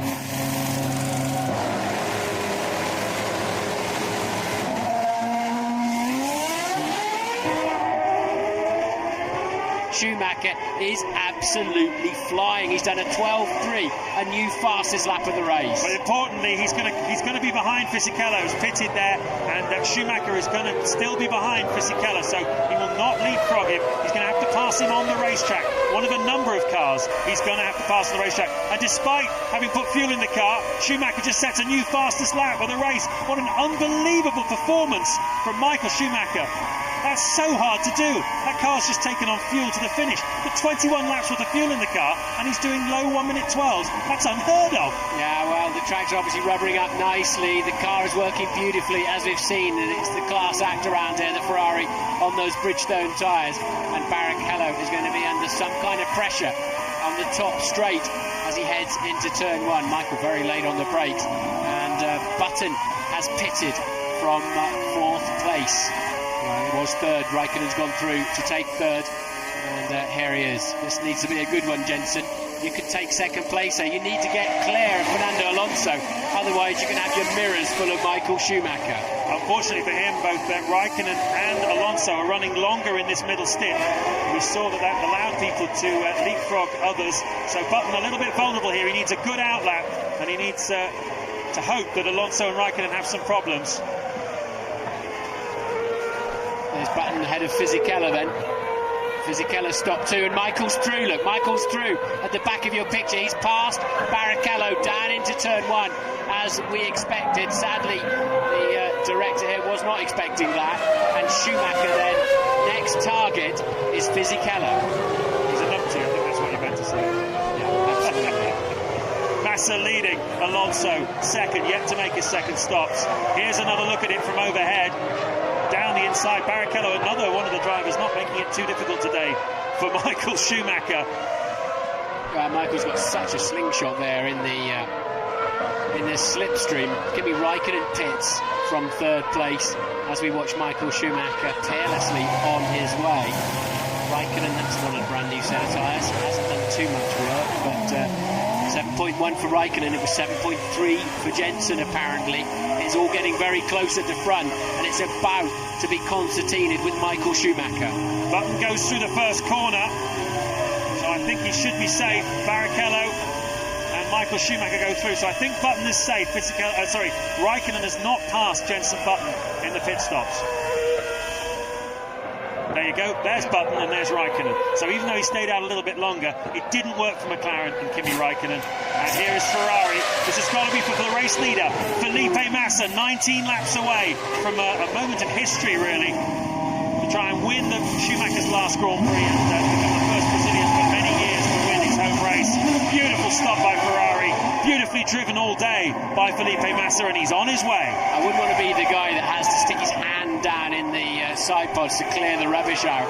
That's got to feel terrible, seeing the engine revving, the car and driver eager to get away, and you're parked in front of it with your arm stuck inside the radiators. Massa comes back out into quite a lot of traffic. They will all get heavy blue flags. And what did we see at the back there? Surely Alonso's further behind than that, isn't he? No, because he's not stopped yet. Yeah, so he will have to make a stop. So although it looks as though Alonso is quite close to Massa, in fact he's a pit stop behind him. That is the superiority today of the 25-year-old Brazilian who grew up within a stone's throw of this racetrack, Felipe Massa. Certainly when Jean Todt, the boss of Ferrari, hired him from the Sauber team, a lot of people were shaking their heads and wondering, because Massa was nothing if not erratic in his early career, but how he has matured, driving alongside Michael Schumacher at Ferrari, and with Ross Brawn and others teaching him and tutoring him, he's become a fast, consistent racing driver who, I have to say, I've been massively impressed with this season. Well, he was a bit of a liability even at the beginning of the year. If you remember, in Bahrain he just dropped the car under braking and it looked like Felipe Massa of old, but he's just matured and changed and calmed down his style, and I have to say he's been more than a match for Michael Schumacher on several occasions. Well, Alonso getting himself down in the low 113s. He's obviously got a bit of time in his pocket if he needs it. So Alonso feeling the need to get on with it a little bit. Yeah, that's because he's got to get out in front of Jenson Button. I think he'll do that pretty comfortably, actually. 24 seconds, the margin he has over Button. That should be more than enough to make his final stop of the afternoon. And then it'll be the run to the flag for Alonso to clinch a World Championship. But he's still got to make it. There's nothing straightforward about this racetrack. We've seen that already this afternoon. Some of the things that have happened to some of the drivers. Schumacher just half a second behind Fisichella now. So it's going to happen on this next lap. We're watching Massa, the leader by 3.7 seconds over Alonso, who has not yet stopped. And you can see Alonso at the back of the picture there. Button still third. Now then, Alonso, the last key runner to stop in this season. Yeah, it's once again been good race tactics by Pat Simmons and Rod Nelson, who engineer Fernando Alonso, and the tactics have been absolutely spot on. They've run longer in the first and second stints than anybody else. It's been more than enough. Alonso's done the job he had to do. He's running second here. He should rejoin in second ahead of Jenson Button. Key stop there for Alonso. They ran over those earthing strips to make sure there's no sparks created from the carbon fibre chassis. He's got a Toro Rosso, I think it is, pulling out ahead of him. Where is he going to feed in? Is it ahead of Button or behind him? Schumacher remains behind Fisichella. In fact, lost a little bit of time there. There is Alonso, and there is Button in the background. So Alonso comfortably then back into second place. But most encouragingly, I think, from Honda and Jenson Button's point of view, is that they were on Renault's pace here today. But if Jenson hadn't started in 14th place on the grid, I think he would have been in front of Alonso here this afternoon, because he's driven absolutely magnificently, and this car is driving really well. Top 8 then: Massa, Alonso, Button, Raikkonen 4th, 5th is Fisichella, 6th Michael Schumacher, 7th Barrichello, and 8th Pedro de la Rosa.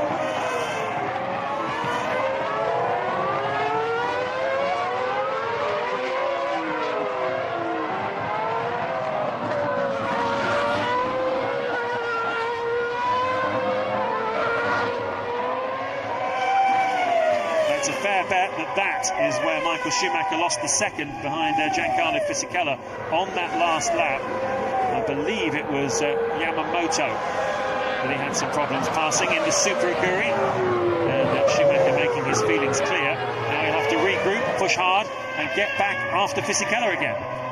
I'm surprised Alonso pulled over in front of the Toro Rosso there. If you've nailed somebody under braking, as the BMW there running wide of Nick Heidfeld, you've nailed somebody heavily under braking, to then pull across in front of them, taking the air away, can promote them to run into the back of you. Michael Schumacher then recovering from having to clear the Super Aguri, and the time that he lost from that, he's now back on to Fisichella.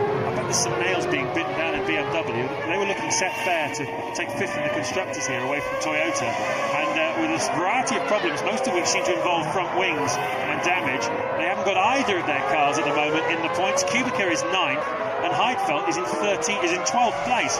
Kubica is 10 seconds away from a World Championship point. How frustrating must that be for them? Yeah, you'd have to say they've blown that by tripping over too many people, unfortunately.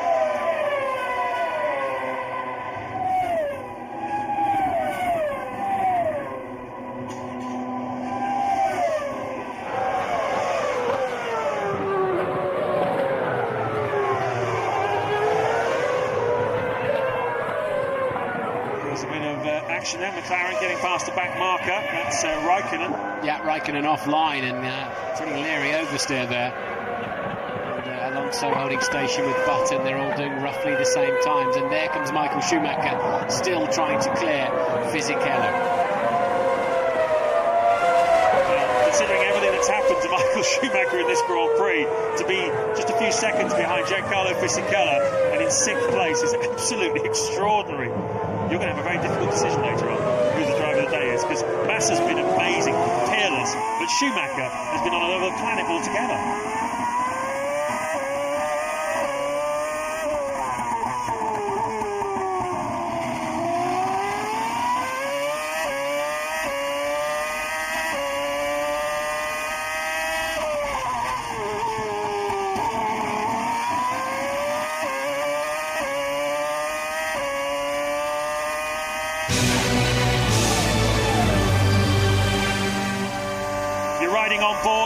the greats, if not the greatest racing driver in the history of Formula One.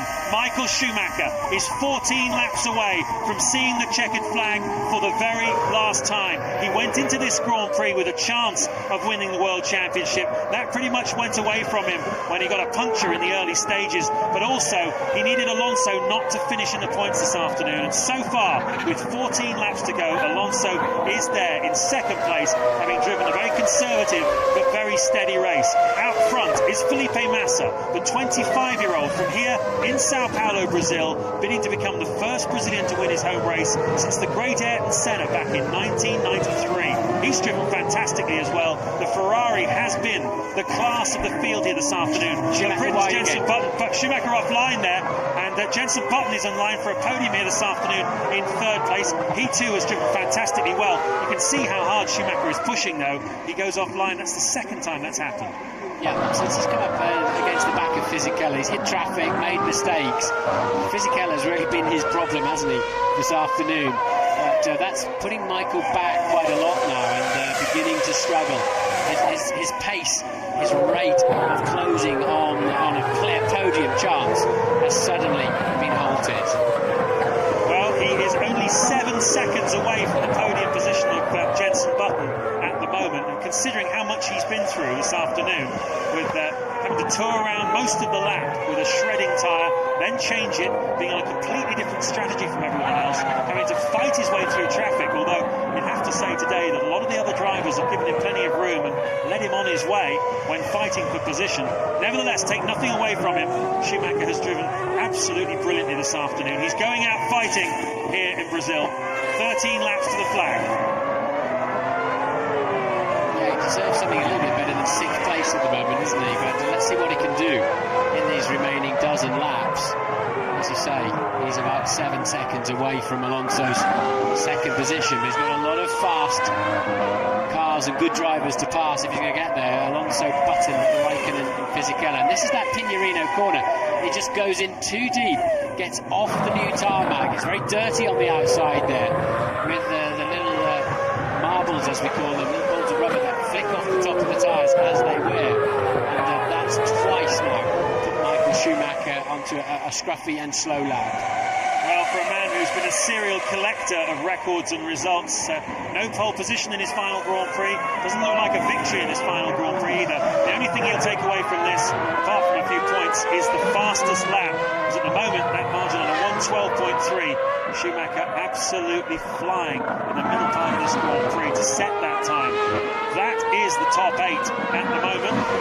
Schumacher half a second behind Giancarlo Fisichella in the battle for 5th. Then 5 more seconds up the road is Raikkonen, who's a second behind Jenson Button in a battle for 3rd place, the final podium position. I mean, the 76th fastest lap of Michael Schumacher's career. Of course, today is his 248th start. Although there's a bit of conjecture whether that could even be 250, but races that were restarted or that Michael never made it to the start line of. But we've got him officially here at 248 is the spiker. Goes too deep into turn 1, recovers across the grass.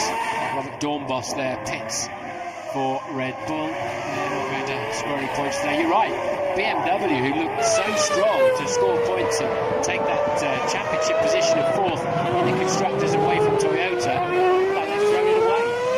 Well, I'm sure the drive of the day will come down to either Felipe Massa or Michael Schumacher, but a huge shout, I think, for Takuma Sato in the Super Aguri. He is in 10th place, just 2 positions away from a World Championship point. That team had not even been thought of. It was just about thought of last year, but certainly not 4th. Guess what? He's lapping just over a second and a half slower than the front runners in a Super Aguri. An absolutely awesome achievement. Yeah, Aguri Suzuki's offered us a go in that. I'm going to have a drive in that at Silverstone. So looking forward to it. I thought it was very kind of my old teammate from Ligier days. And I think one or 2 old boys like myself are going to have a run in it. So it'll be interesting to see how that. We'll find out firsthand how it's going to go. Massa, lap 62, leads by 26 seconds over Alonso. Button 3rd, 1.4 behind Raikkonen. 4th, 1.8 behind Button. Fisichella, 4.5 seconds adrift of Raikkonen in 5th. But Schumacher is all over his gearbox. He'll be coming into the picture at the back. There it is. He's got a good run up up the inside, surely. If he gets enough slipstream, he'll just throw it up there. Oh, that's a long way behind. Fisichella's going to cover that one up. Michael's just got a bit of a head block on Fisichella today. It's not working out for him with the young Italian. Not that young anymore. Out the back straight they go, down towards Lake Descent Corner. Interlagos means between the lakes. And there's a lake just on their right as they make this turn. Big, rather fetid looking thing, it has to be said. Not a good deal of fresh water in there. But this is certainly a dramatic racetrack in every sense. One or two people have had problems getting in and out of here. There's been some gunmen coming out of the favelas and robbing some of the Toyota people at gunpoint. I know Jenson Button, one of a number of drivers who took to hiring a bulletproof car to get themselves in and out of the racetrack every day. It is certainly a spicy place. It's got a real edge to it. And this Grand Prix has matched the environment absolutely totally. Certainly as far as Michael Schumacher is concerned, this has been a final Grand Prix with a lot of edge to it. At one point after his stop, although they put some fuel in and recover some of the damage done, Michael was 70 seconds behind Massa, the leader. They were first and last at that time. Now he's only 34 seconds behind, and again, beautifully in the slipstream of that Renault. Is he near enough this time? And again, Fisichella sweeps in, but he's locked a brake. He's gone very wide across the grass. Fizzy's blown it this time, and Michael takes the position. That was way too deep on the brakes, and Michael then moves up to 5th place. He can charge after Raikkonen now. Well, of course, there is a small resonance of this with the Constructors' Championship at the moment. Ferrari looking like getting 10 points for Felipe Massa, and now, what would it be? 4 points for Michael Schumacher, 14 points. Alonso's on for 8, and Fisichella is on for 3. So at the moment, Renault still have it. But if Schumacher makes up many more places, it might start to swing away from them a bit. I'm sure, as we said on the grid, Fisichella was told to have the widest Renault out there. Well, he certainly achieved that most of the afternoon. But then he finally outbraked himself down into turn 1, probably looking a bit too closely in his mirrors there at Michael Schumacher. Ted has further news. Yeah, I just popped into the Renault garage, Martin. Absolutely packed in there. So many people, you wouldn't believe it. But they were all talking about straight line speed and how Michael had the advantage on them by straight line speed by about 3 or 4 miles an hour. But conversely, Jenson Button not near enough on straight line speed, faster than Alonso to have a go. But they're just keeping Alonso informed over the radio, keeping everything cool. And he's cool in the car too.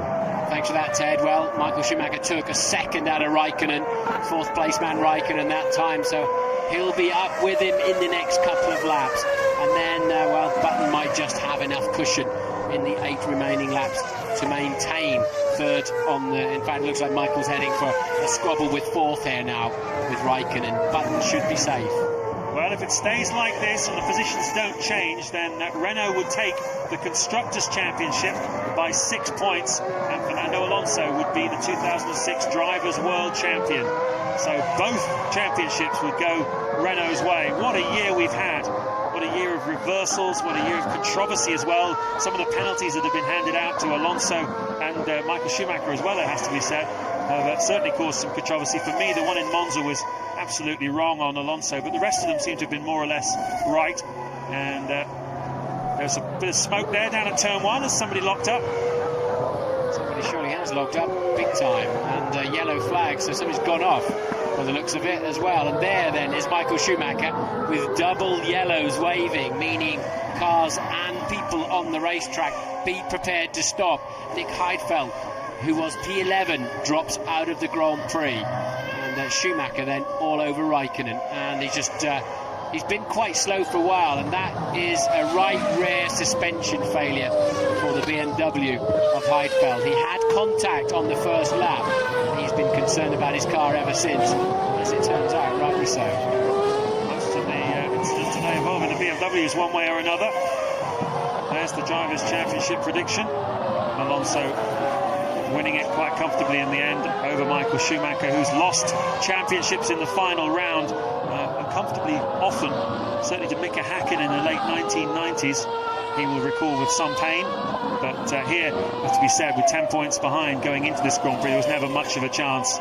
And even if Alonso retired from this Grand Prix at this stage, with Michael Schumacher down in 5th place, 2 cars between him and teammate Felipe Massa, it's highly unlikely that Schumacher will win the championship. Here comes Schumacher though, still yellow flags, can't overtake into turn 1. for the stricken BMW of Nick Heidfeld, and that is the main overtaking place around this racetrack. So very frustrating for Schumacher. He'll be hoping they clear that BMW out of the way as soon as possible, and then he can give a run up the inside of Raikkonen. Well, it's an easy car to move with two wheels on it, and could well be there for a while. So if it could go wrong, it has gone wrong for Michael Schumacher today. Really, his luck has deserted him, hasn't he, in these last two Grand Prix of his career. Up 66 we're on. Alonso just pegging Massa at about 25 seconds deficit. Button now just 1.5 seconds behind Alonso. Schumacher, as you say, he's been robbed of his main overtaking spot now. Well, it's clear. Yellow flag is clear, so now we might see something this time round.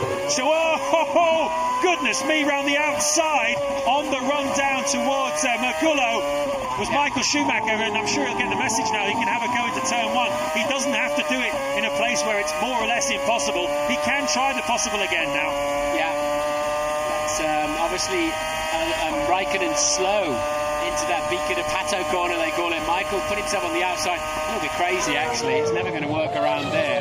And then he got onto the dirty part of the racetrack and lost quite a lot of time.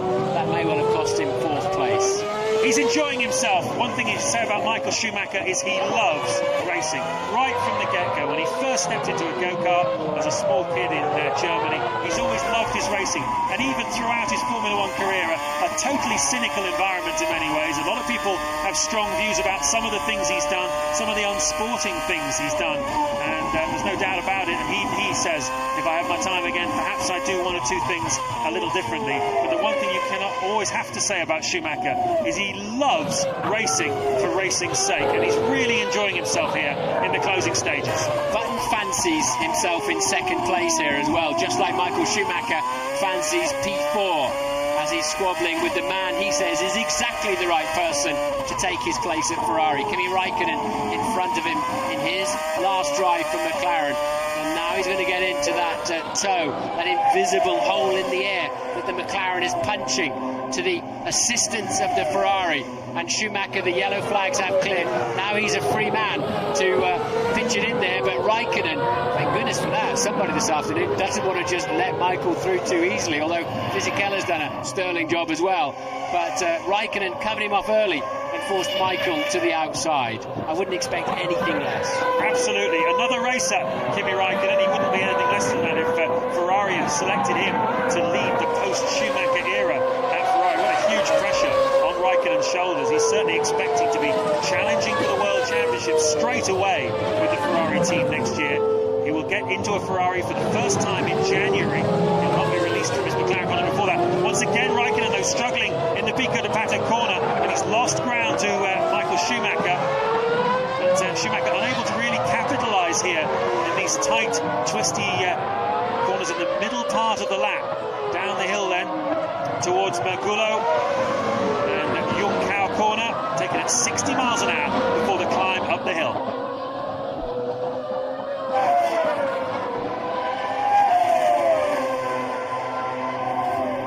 So this is the final Grand Prix of Michael Schumacher's career. He's going out fighting. He's racing with Raikkonen, who's trying to block him into turn one. Schumacher's having none of it. They're side by side. Don't collide, guys. Please don't collide. Raikkonen gives him room. Schumacher is through. The crowd go bananas. And that says everything you need to know about Michael Schumacher's spirit. Raikkonen gave him just about the width of a Ferrari, and he decided to take it. Super brave stuff there from Michael Schumacher. Raikkonen thought he got that one covered off and was getting ready to take the corner. And Michael said, OK, I've still got enough space. And there's so much grip down there on the inside of turn one. Always has been. Michael knows that as well as anybody. And Kimi released him a little bit too early. Realised he'd made the mistake. Tried to squeeze him back one more time. But Schumacher takes the position. They're now 5.5 seconds adrift. All right, and Michael Schumacher is of third place man Button. But he's only 4/10 behind Alonso. Button all over the back of Alonso. And Alonso cannot afford to tangle with Jenson Button.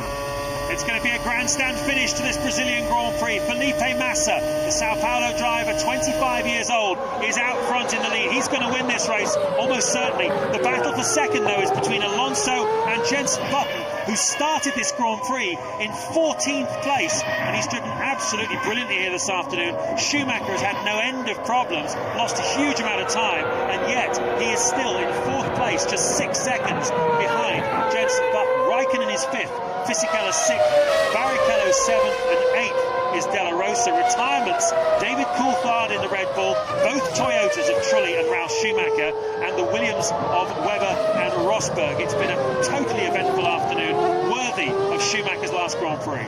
Alonso's had to get back on it. He cannot afford to get anywhere near Jenson Button. If those two tangle, Schumacher will be up into 2nd place, Massa will get out of the throttle, Schumacher will win the race and the World Championship. Alonso's had to get himself some air between him and Button in 3rd place. The one saving grace for him, though, is that Massa has just crossed the start-finish line to begin his final lap of the Grand Prix. So there's a little bit of breathing space for him. You can see that he's looking in his mirrors, Massa. He's on his way round. Look at this crowd. They're going absolutely bananas, as well they might.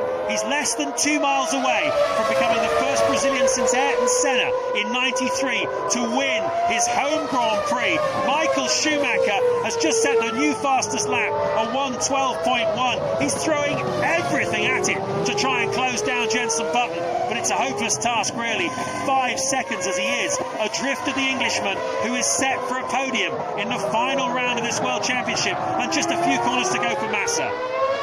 Yeah, it's been a great drive, but it's not as great as his teammate, no doubt about it, Michael Schumacher, who's still putting in fastest sectors on the final tour of the Grand Prix. You know why? Because he's going to try and set a fastest lap on his last ever Formula One lap. He's on target for it. Massa, though, wins the Brazilian Grand Prix. He comes across the start-finish line now, and he thoroughly deserves it. An absolutely brilliant performance from pole position.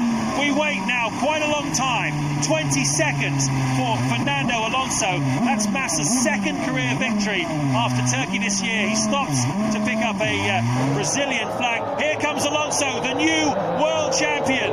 Back-to-back world championships for him, and there, Button on the podium. And Michael Schumacher does not set a new fastest lap on his final ever lap in a Formula One car. It was fast and furious stuff at the end. Button gets his podium. Alonso gets his world championship. Back-to-back titles. And, well, it's such a hard thing to do. He's the youngest man ever to be a double world champion, and one of only 6 in the history of the sport to win back-to-back titles. That's how hard it is to do. So what happened in the constructors then? I think Renault have just aced it, haven't they? With that 8 points for Alonso, 10 for Massa to win. Michael Schumacher 4th for Ferrari. That's going to be very tight, but I think Renault have still done it by 6 World Championship points.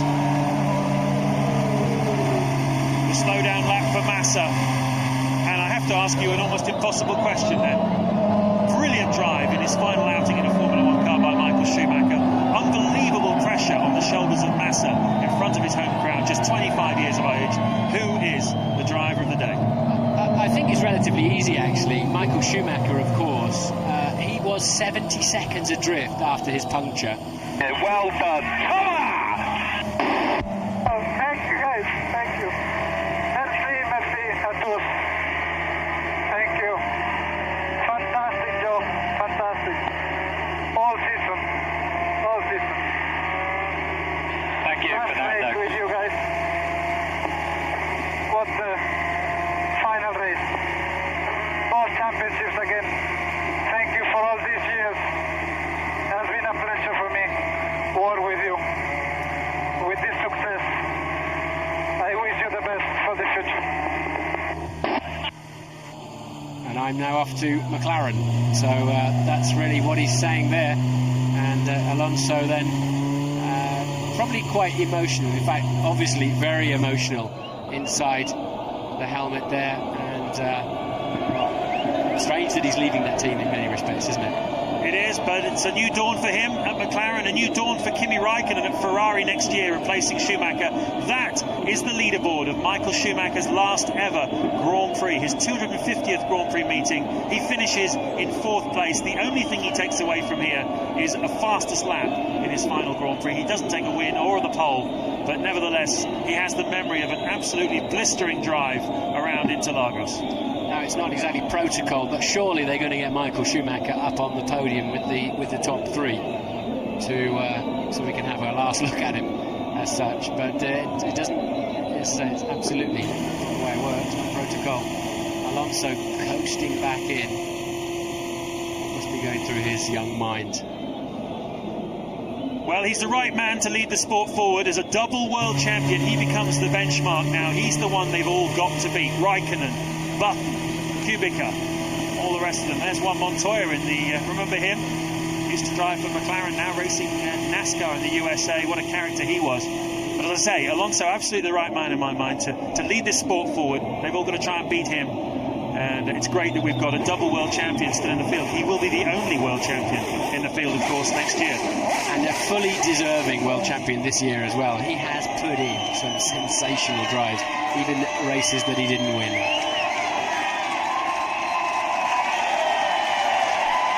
He'll take those lucky overalls into next year, won't he? Not very Ferrari, but it's very Brazilian. And it's very successful for Felipe Massa. What a place to win your second Grand Prix. He's understandably euphoric. Rubens Barrichello has tried and failed for many, many years to win his home Grand Prix. And, well, Massa does it his first time here in a Ferrari.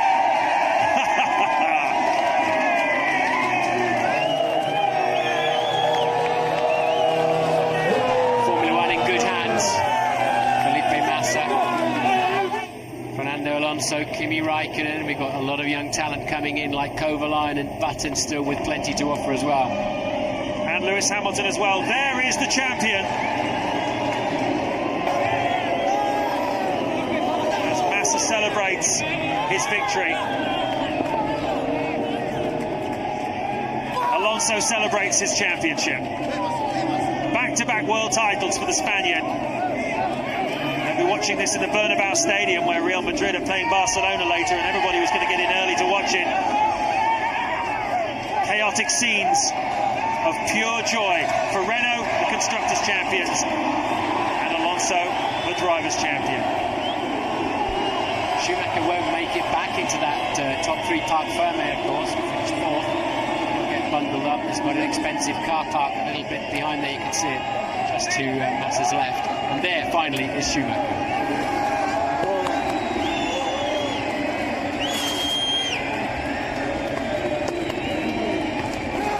It's been quite mellow and magnanimous all weekend, actually, Mike. Not something we've seen too much of in these last few years. Nice shots there of Schumacher to his final Grand Prix. He's climbed out of the cockpit for the last time. He's taken his helmet off for the last time. And now he walks away. The satisfaction of knowing that in his final race he gave it absolutely everything and reminded us of just what a top quality act he was.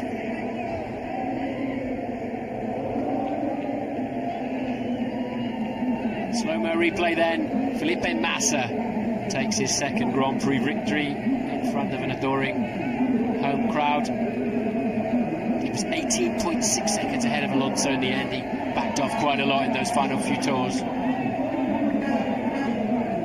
And so the epitaphs will begin to be written about Schumacher's career. He's only driven for 3 teams in Formula One.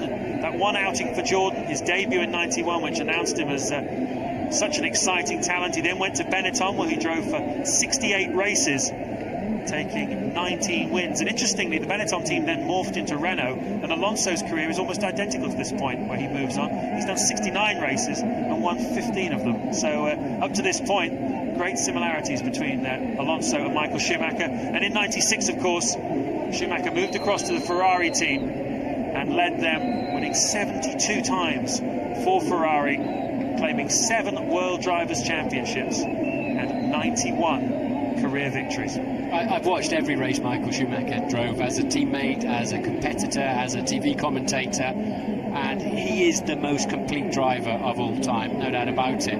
I just wish he had 10 less wins, 1 less championship, and all of those negative moments didn't exist. I think we would be lining the route to applaud him out of the circuit tonight. There's some negativity around, and you can't help it. We know so many things from being in the paddock, and you just can't help those feelings, and it's a tragedy, it's a great shame. But what a drive today. Well, I started in Formula 1 the year before Michael Schumacher, and our careers have completely overlapped, and I have to say that, in my view, certainly the bad things he did go no way towards overshadowing the magnitude of his achievement. There is the man who takes it on from him now. Fernando Alonso, the world champion. And there Ross Brawn for Ferrari to collect the Constructors' Cup.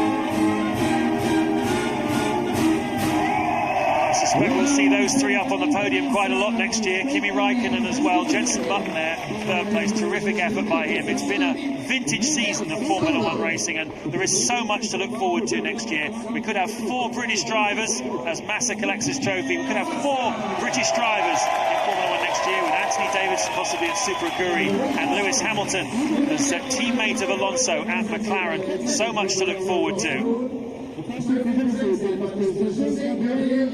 And collecting the cup for the winner today as a constructor, but not of the championship, Ross Brawn of Ferrari. I imagine he'll be probably fishing this time next year. Yeah, we think Ross is taking a sabbatical. It's the world champion's turn.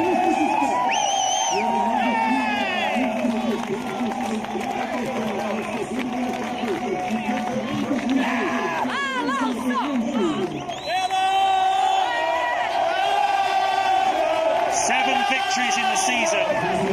Consistency, resilience, defiance and speed have brought Alonso his second world title. And good old Jenson, if he hadn't qualified 14th, where might he have ended up? It wasn't his fault, it was a technical glitch that put him in that position, but he drove magnificently today. Yeah, one of his finest drives, and a good podium to be on for Jenson Button.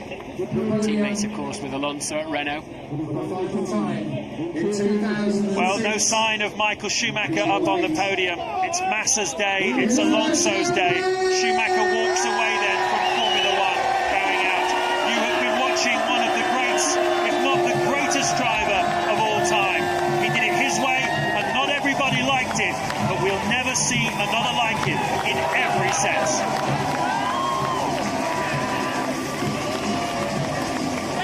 Thanks to James and Martin for this afternoon and for the season as well. But Felipe Massa. He's learned alongside Michael Schumacher, and he lives up to the legacy of Ayrton Senna to win the Brazilian Grand Prix. For Fernando Alonso, it's been a quiet afternoon. That's what he wanted.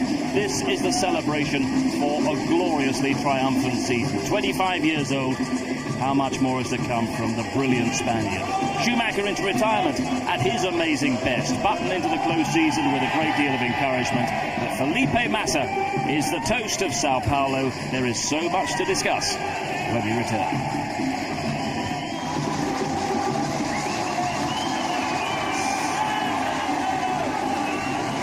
Congratulations to the 3 podium finishes in the Brazilian